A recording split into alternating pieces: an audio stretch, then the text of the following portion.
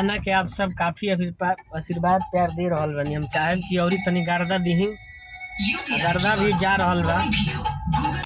RJD के channel बा ना गाना सुनने के लिए बिल्कुल बिल्कुल, अब रउआ जानी लो, हम तक कलाकार हई। चंपारण में खूब गाना बज रहा बा भैया, thank you so much.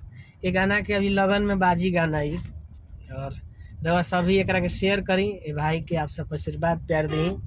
Yogesh Kumar ji और राजू ई रिक्शा के फिल्म के आप सब जाई, प्यार आशीर्वाद दी। जे भी शेयर कैले बानी सब कोई के सहृदय हम स्वागत करतनी। सब कोई के हम शुक्रिया अदा करे के चाहतनी। सब कोई के बहुत बहुत धन्यवाद। Love you. जे भी हमारे पोस्टर शेयर करनी, आप सबके आशीर्वाद प्यार रही तो